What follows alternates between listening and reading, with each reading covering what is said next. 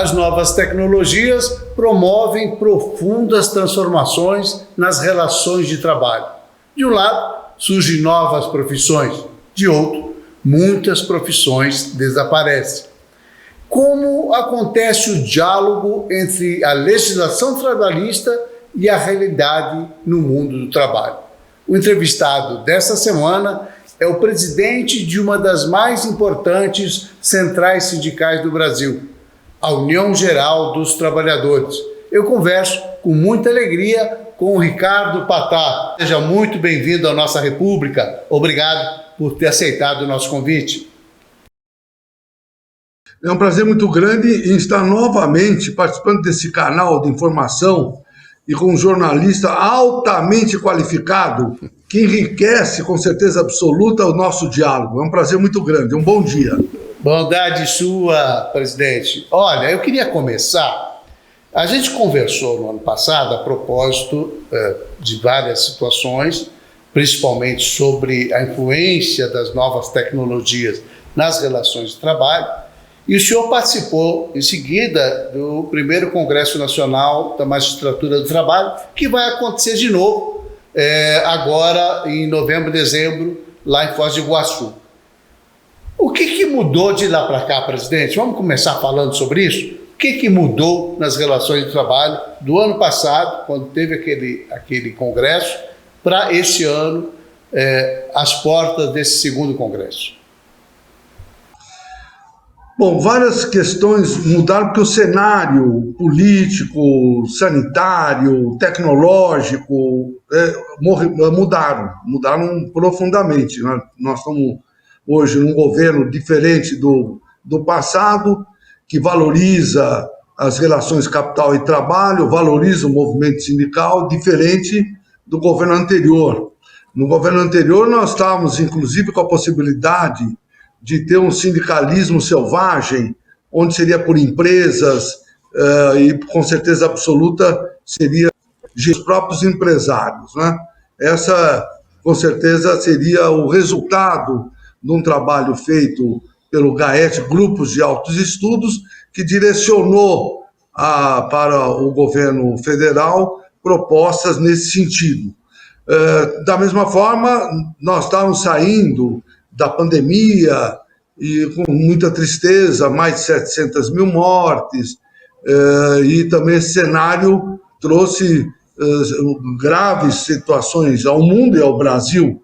E hoje nós estamos vivendo um cenário diferente, por mais que ainda tenha a Covid, ela hoje com as vacinas, ela tem efeitos bem menos nocivos do que nos anos anteriores, que era, no começo, inclusive, chegava a ser letal. E a tecnologia, que também houve alterações importantes, tanto pela própria estrutura tecnológica do mundo, que está avançando já de longa data. Nós estamos nessa quarta revolução industrial, 5G, e com uma série de instrumentos novos, e, ao mesmo tempo, a pandemia ela potencializou a utilização de mecanismos como esse que nós estamos usando hoje, as plataformas, entre outras, que trouxeram também mudanças importantes. Ou seja, o cenário que nós estamos vivendo esse ano, ele é muito, muito diferente do cenário passado, por mais que os temas que nós vamos debater esse ano sejam similares ao ano passado, mas com perspectivas diferentes, né?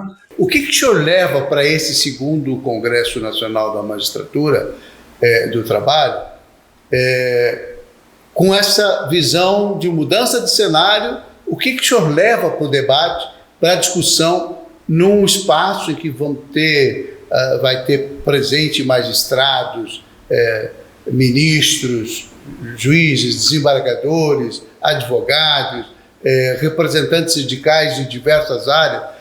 O que o senhor leva, de novo, qual que é a mensagem da União Geral dos Trabalhadores para esse público que é tão importante nas relações de trabalho, é tão importante para o trabalhador brasileiro? Além de ter mudado o cenário, mudou muito a forma das centrais sindicais se estruturarem e canalizar esforços para recuperar alguns temas. E esse cenário foi muito propício e trouxe o primeiro movimento importante, que foi a solidariedade entre as centrais, porque as centrais sindicais, até 2016, tinham uma unidade importante. Com a queda da Dilma, houve uma politização, houve um distanciamento das relações do movimento sindical. Então, isso traz, na realidade, já uma mudança muito relevante, porque houve essa estruturação nesse sentido, e desde abril do ano passado, na Conclate, nós conseguimos, na realidade, unificar o discurso e fizemos algumas ponderações de forma conjunta de valorizações do que o movimento sindical precisaria instrumentalizar nesse novo governo. Estamos fazendo isso. Então, houve mudanças muito importantes em relação do cenário que eu já comentei e do formato que a estrutura sindical se encontrava naquele momento e hoje. Hoje nós temos um discurso muito parecido, queremos repactuar alguns temas que, a nosso ver, desfigurados da CLT em 2017, mas não queremos, em hipótese alguma, nem revogar a reforma de 2017, nem a volta da contribuição sindical. Mas queremos fazer 3 movimentos importantes, é o que nós estamos fazendo justamente nesse momento.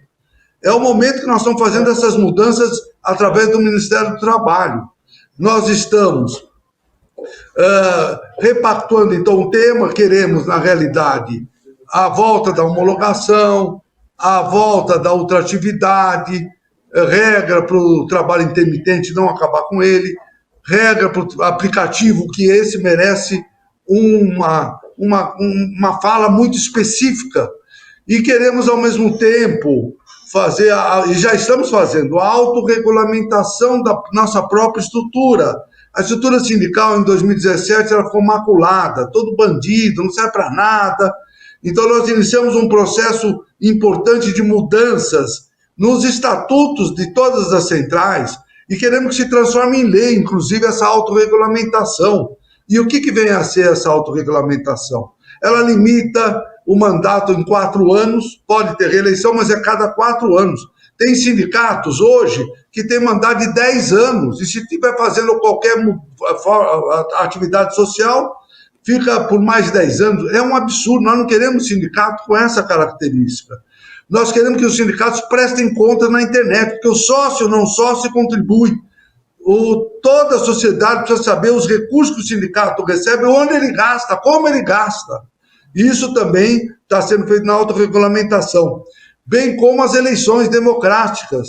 Tem sindicatos que só o presidente sabe quando tem eleição, ele põe na costas do banheiro dele o edital, nem os diretores sabem. Nós não queremos isso. Tem que ser democráticas, abertas, se tiver outras chapas que tenham, porque quem tem que resolver é a categoria, o que é melhor para ela. Então, essas mudanças todas estão sendo desenhadas justamente nesse momento. Nós temos a pretensão de colocar esse tema que está sendo negociado com a área empresarial, porque se nós não tivermos uma sintonia com a área empresarial, nós vamos ter muita dificuldade, por menor que seja em relação à reforma, mas teremos muita dificuldade em passar no parlamento, que é lá que vai definir a nova estrutura sindical do nosso país. E, por fim, o custeio, que nós queremos que seja originário de uma Assembleia, a mesma que aprova os benefícios, a mesma que aprova a diminuição de salário em questões pontuais, que os trabalhadores, naquela oportunidade, possam decidir o que vão contribuir com o movimento sindical. Se o sindicato está na rua, se o sindicato trabalha, se o sindicato dá respostas às suas categorias, o limite que nós estamos colocando é 1% ao mês. Estamos até colocando como o princípio da razoabilidade.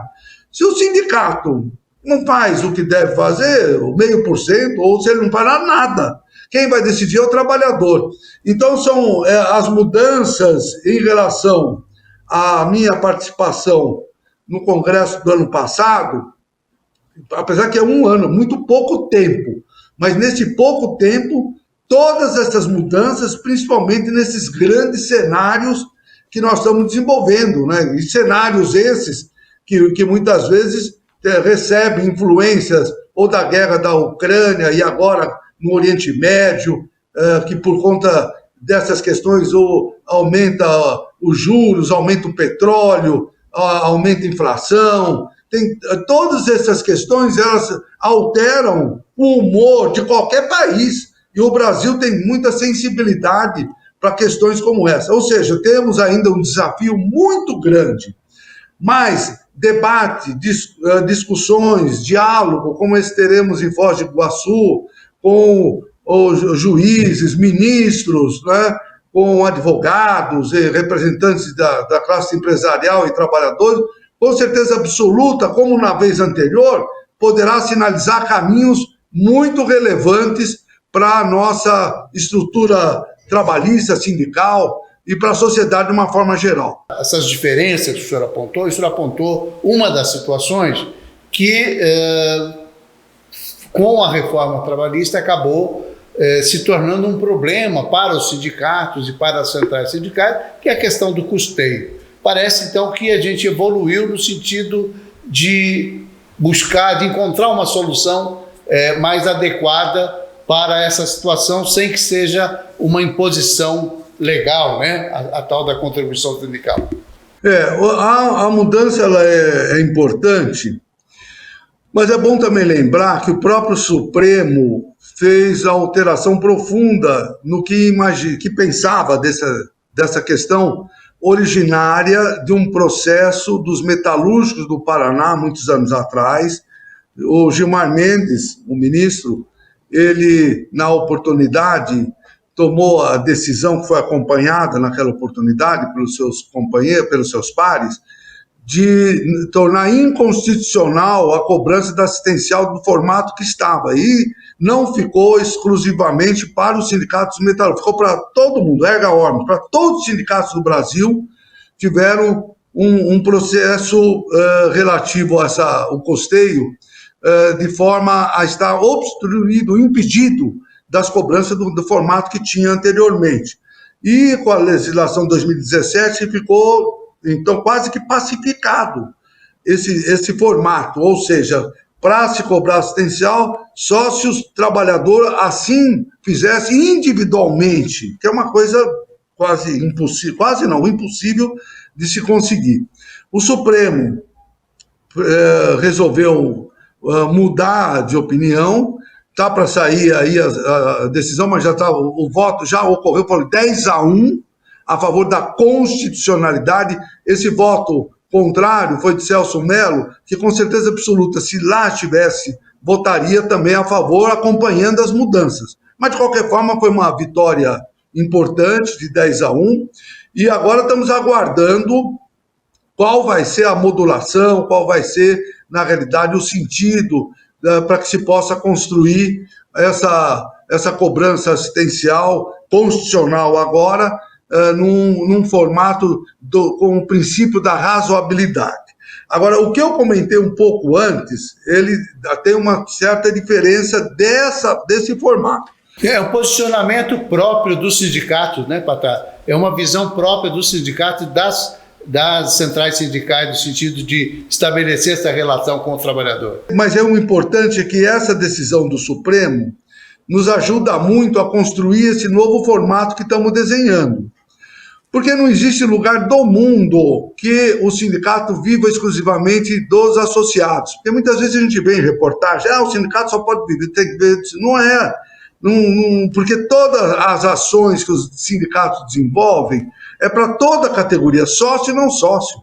E até é importante registrar que em muitas oportunidades, isso que nós precisamos tornar de uma forma um marketing positivo nesse sentido, de que os trabalhadores, quando têm os seus reajustes, os seus benefícios, não cai do céu isso.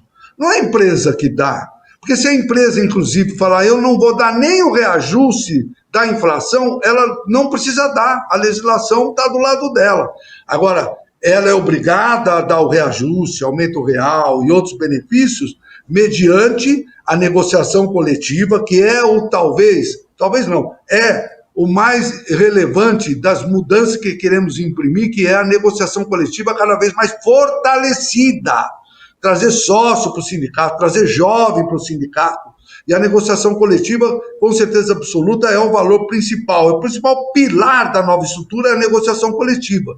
E nós precisamos tornar público cada vez mais, quando eu dou as entrevistas para jornais, eu falo, alguns jornalistas colocam, outros não, de que só se tem os reajustes, os benefícios advindos da negociação coletiva com o sindicato. Se não ocorrer isso, não tem aumento nenhum, não tem benefício nenhum, e é isso que nós precisamos colocar. E é importante que temos esse resultado, então sócio e não sócio são beneficiados, então sócio e não sócio tem que contribuir com o custeio, porque a campanha salarial ela é caríssima. Você não imagina a estrutura necessária. No caso aqui dos comerciários de São Paulo, por exemplo, tem 500 mil representados, 100 mil pontos de venda para você percorrer. Mesmo que tenhamos hoje uma capacidade de mídias sociais importantes, mas o trabalhador quer ver as pessoas, levar o jornalzinho, quer conversar, quer entender. Então tem que ter uma estrutura enorme para que possa visitar essas pessoas e possa, inclusive, receber, muitas vezes, questões que são relevantes que, às vezes, a gente não está enxergando. Nós estamos aqui na direção de um sindicato, de uma central, mas a base é ela lá que tem essa estrutura importante. E é fundamental também, aproveitando uns 30 segundos, que é uma dúvida muito grande, até no meio sindical. As centrais querem ocupar o espaço do sindicato, federações e confederações. Não! Para nós, e aqui da UGT, com muita clareza, a estrutura mais importante é o sindicato. Ele recepciona as demandas dos trabalhadores, até para luz se falta na casa dele, educação, água, faz as negociações coletivas, está no dia a dia, presta serviços assistenciais, jurídicos, de lazer. O sindicato é o mais importante. As federações têm seu papel importante na coordenação das negociações. E a confederação, lá em Brasília, também as suas negociações das categorias que representam na interlocução até com o Congresso Nacional. Agora, cabe às centrais sindicais o papel de desenvolver políticas macro. A política do salário mínimo, que agora, a partir desse ano, está de volta. Foi um movimento sindical, falamos lá com o presidente da República, como fizemos em 2008, e está lá estipulado um conceito para que o salário mínimo tenha a sua remuneração além da inflação perdida, que tenha um ganho real mensurado com o PIB de 2 anos anteriores, que é muito importante isso, porque o Brasil é o segundo pior país do mundo em distribuição de renda, e o salário mínimo é um dos instrumentos mais poderosos para essa finalidade, bem como os pisos das categorias e alguns pisos de alguns estados, que são 5 no Brasil, que também têm os seus pisos regionais. Então, cada um tem o seu papel, e o papel da central é a relação com o Supremo, né, que nós estamos conversando, já tivemos uma reunião com o Barroso, ministro Barroso, recentemente, colocando para ele algumas questões que são importantes. Não dá para sair do processo, mas dá para ter alguma ênfase em certas situações, como, por exemplo, a prática antissindical, que existe muito ainda no nosso país, e ele ficou sensível com a colocação que fizemos. Então, cada um tem seu papel, e o nosso, das centrais sindicais, é exatamente de construir, né, na relação capital e trabalho, o equilíbrio, utilizar os princípios da razoabilidade, porque nos interessa o fortalecimento da empresa. Quanto mais forte a empresa, quanto mais lucro a empresa tiver, mais gera emprego, mais distribui PLR e mais dá oportunidade para as pessoas. Eu ia perguntar justamente sobre essa relação dos sindicatos, das centrais sindicais, com as empresas. Porque o mundo vive um outro momento, um momento de uma concorrência absurda, a tecnologia impõe a necessidade e nem todas as empresas conseguem acompanhar esse ritmo. De que maneira os trabalhadores enxergam as empresas? O senhor já deu uma boa pista aí, mas eu queria que o senhor desse uma definição melhor do que é a relação trabalho. Sempre foi de conflito, sempre foi de confronto, e hoje é de entendimento, é de conciliação? Como é que é? Olha, muito importante essa sua ponderação. Eu tenho um exemplo muito prático. No começo desse ano, nós tivemos um problema sério com uma rede lojas americanas, né? Até com 40 bilhões de reais de inconsistência, uma coisa absurda que até hoje não está explicado. Isso trouxe problemas para o comércio de uma forma geral, porque os bancos começaram a limitar empréstimos e todas as empresas têm que ter acesso a empréstimos para capital de giro, entre outras coisas. Então, tivemos consequências importantes. E, além dessa situação, nós tivemos o advento de plataformas, a tecnologia que nós estamos conversando também, com a plataforma Shein, que é uma plataforma chinesa e que exporta para o Brasil mais milhões de produtos por dia. Chega lá em Campinas, aqueles aviões jumbos, lotados de mercadorias compradas por brasileiros, e que são isentas de impostos até $50, né? Então, ela faz uma concorrência desleal muito grande com as empresas nacionais. Então, esse tema, a UGT levou para o presidente da República, para o ministro da Economia, ministro da Fazenda, exatamente com essa característica para que houvesse essa preocupação, porque não nos interessa quebrar a empresa, é o que eu comentei agora há pouco, nós precisamos fortalecer. E nós tivemos vários problemas com várias empresas e com esse diálogo iniciou-se um processo de adequação, porque o comércio tem algumas questões que são fatais, né? Os juros elevados que começaram a baixar e as centrais sindicais têm feito atos no Brasil todo com essa finalidade. A inadimplência também traz um problema sério, e a questão da concorrência desleal, que é o caso. Esses três fatores trazem problemas graves para o comércio, e o comércio, na realidade, hoje, junto com os serviços, são os grandes geradores de emprego no Brasil e são os grandes responsáveis pela dimensão do PIB, comércio e serviços. Então, nós não podemos, em hipótese alguma, deixar de dialogar e valorizar uma questão que seria da ótica do empresário, mas como a consequência chega nos trabalhadores, nós temos que trabalhar juntos.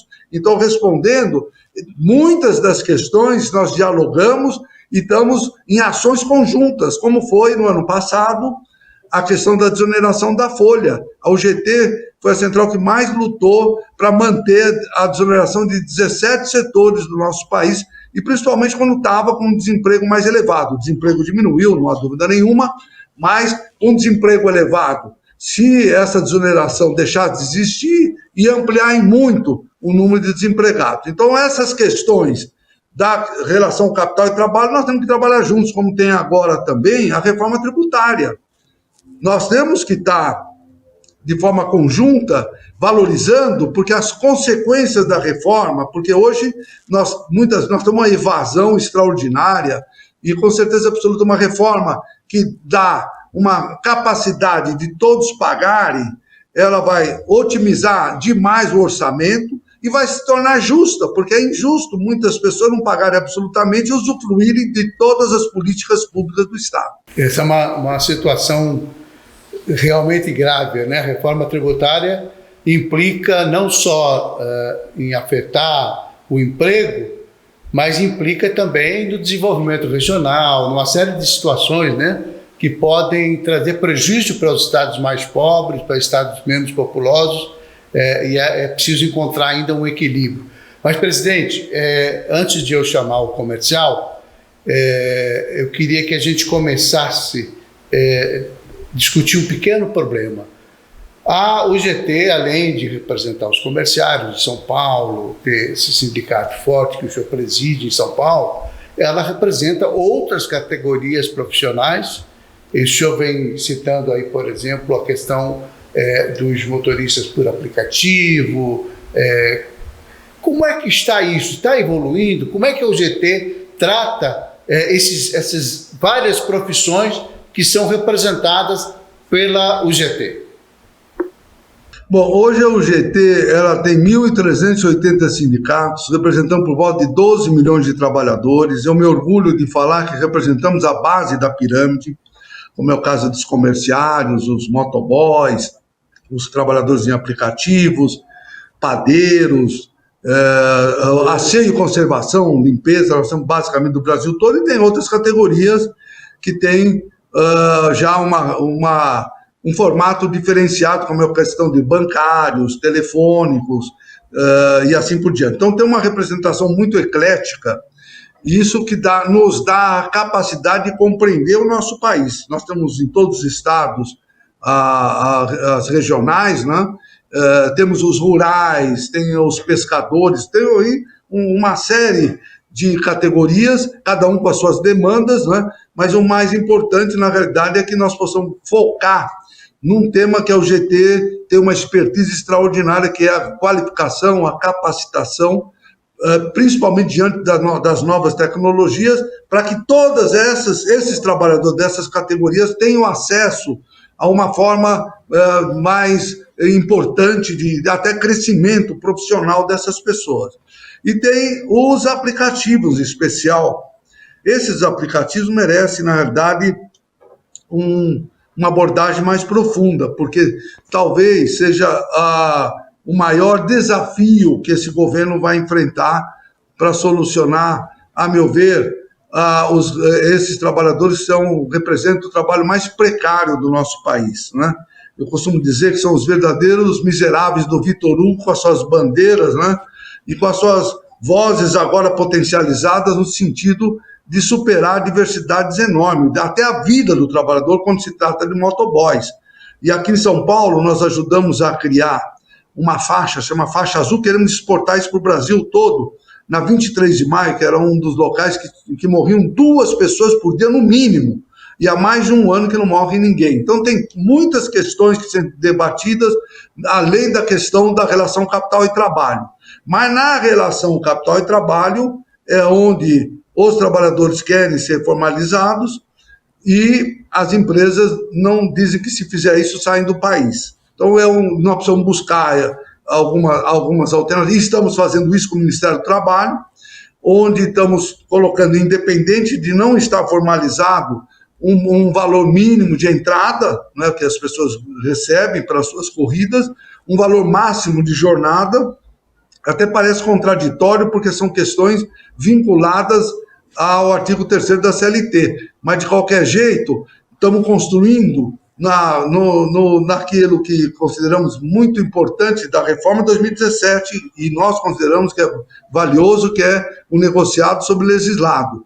É baseado nisso que nós queremos construir uma estrutura que diminua o risco da vida do trabalhador, diminua o estresse, porque é impressionante, mesmo os trabalhadores de Uber, da mesma forma, não tem essas questões dos acidentes que os motoboys têm, mas tem um assédio extraordinário, um valor pequeno que recebe, até uma jornada extraordinária, né? A saúde do trabalhador fica colocado de lado. Então, estamos sim encaminhando, com certeza, durante o mês de outubro, com o mês de novembro, conjuntamente com a estrutura que queremos desenhar, que estamos redesenhando, que eu já comentei, para que o parlamento possa aprofundar, decidir, que nós possamos ter, com certeza, em 2024, uma nova estrutura sindical mais arejada, mais justa, e uma nova forma de respeitar aqueles trabalhadores que hoje são considerados os mais precários da nossa estrutura. Doutor Ricardo, aproveitando o gancho aí do negociado sobre o legislado, e me parece que a única forma de se encontrar um caminho aí para quem se utiliza dos aplicativos, do trabalhador que se utiliza dos aplicativos, seja o motoboy, seja o Uber, ou desses aplicativos de transporte todo, porque é uma situação bastante nova, né? Você não tem uma relação de trabalho tradicional, ao mesmo tempo você percebe que eles são vistos como trabalhadores, como microempresários, vamos dizer assim, né? Porque atuam de uma forma sem controle, sem domínio, né? Sem aquelas regras da legislação do trabalho, mas ao mesmo tempo não tem voz, né? Para discutir seus interesses, sejam eles remuneratórios, sejam eles relativos da carga de trabalho, etc.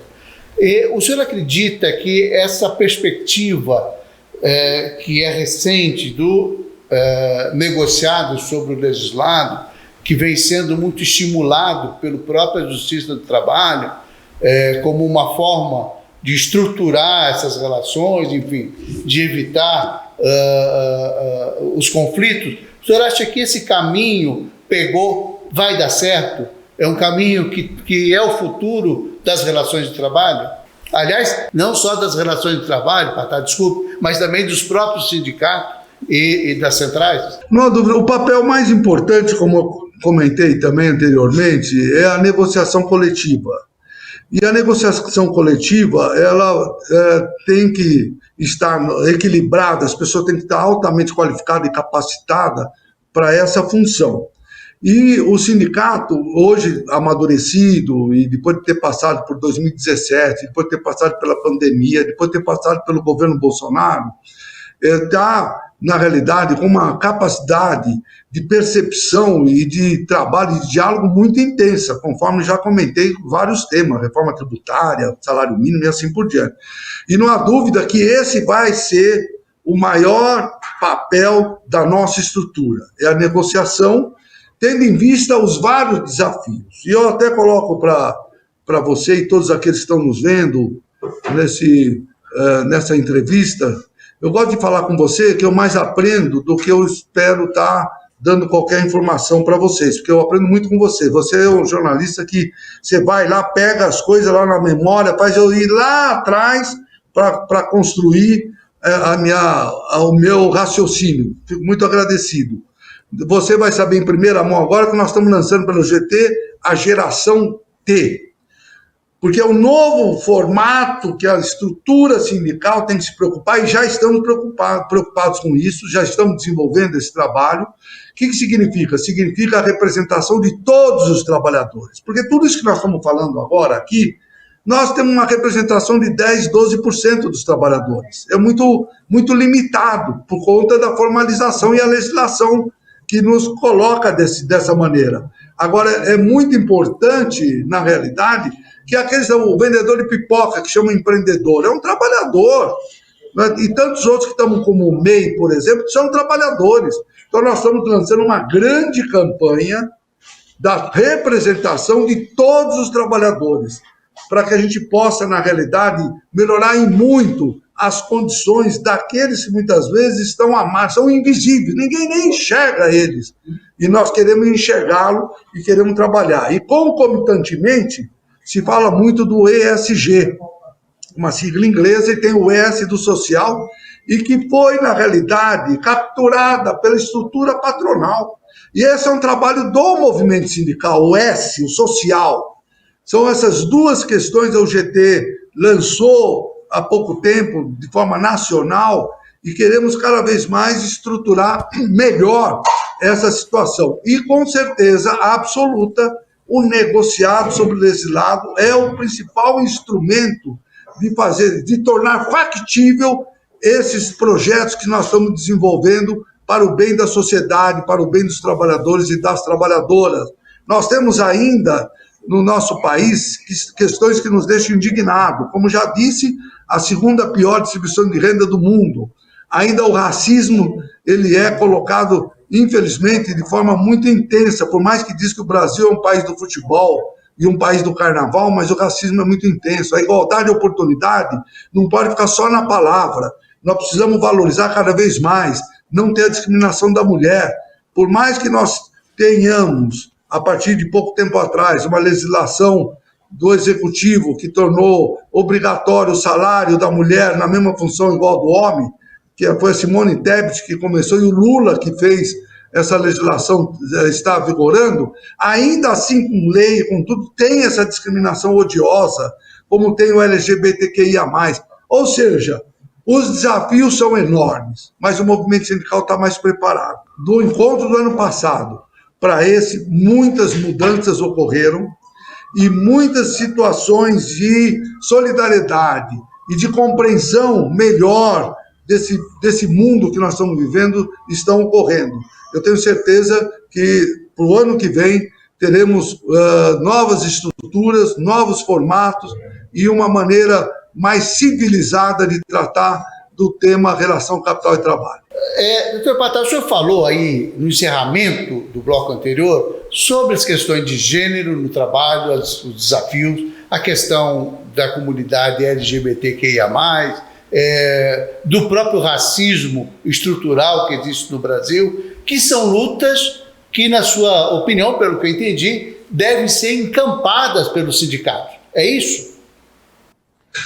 É isso aí, Mauro. Você com certeza tem eu acho que a entrevista você tinha que dar, viu, Mauro? Você conhece todos esses temas.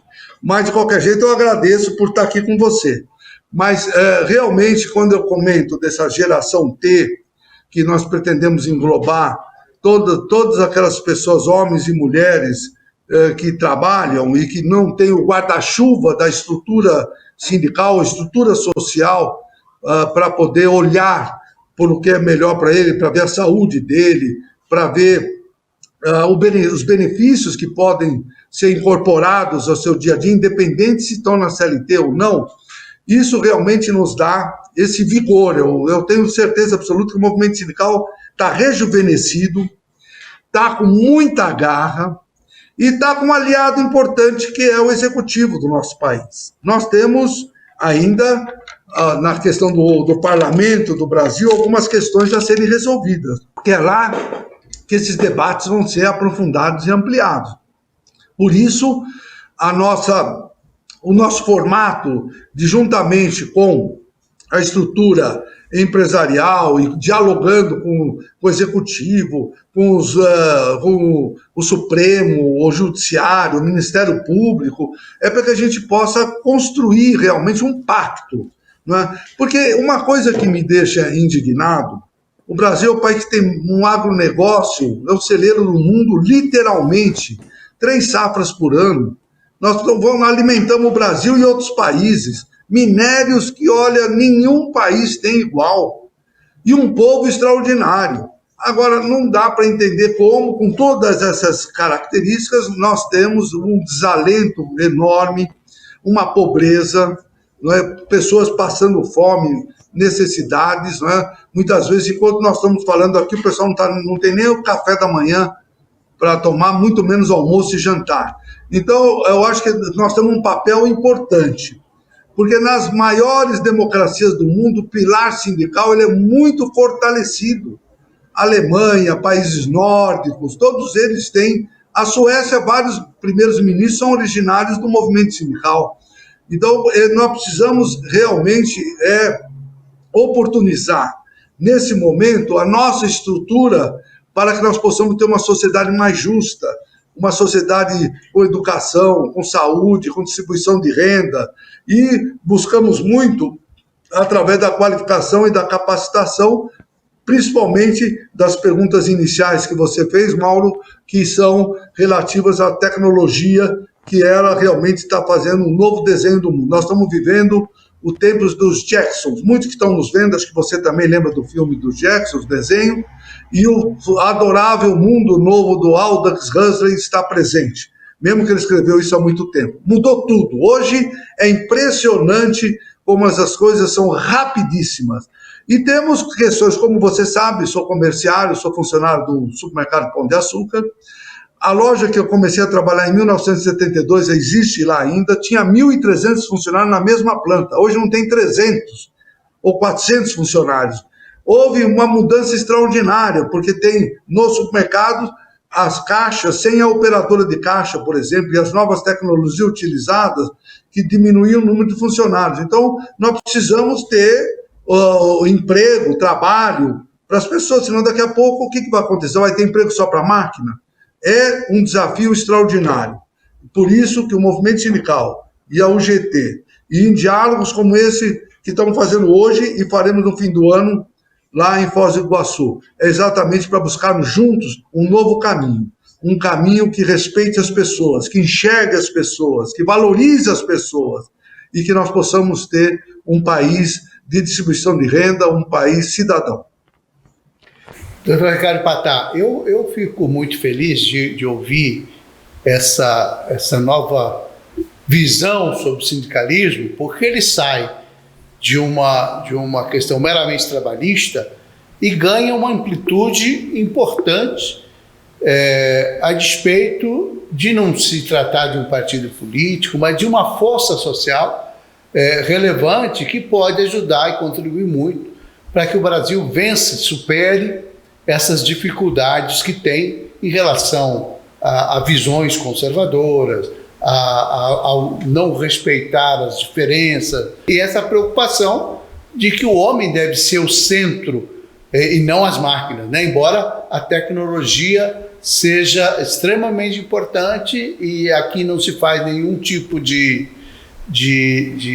restrição aos avanços tecnológicos, mas é preciso que o homem seja, na visão da UGT e na sua visão, portanto, seja valorizado, seja o centro. Eu quero lhe parabenizar aí pela condução da União Central, União Geral dos Trabalhadores, e com essa visão mais macro, mais ampla, que eu acho que é esse o papel de todo cidadão, de se engajar em todas as lutas, né? Largar de mão questões ideológicas e a defesa de posições de ódio, que isso não leva a lugar nenhum, mas de buscar na união e entender e respeitar as diferenças, né? E seguir em frente.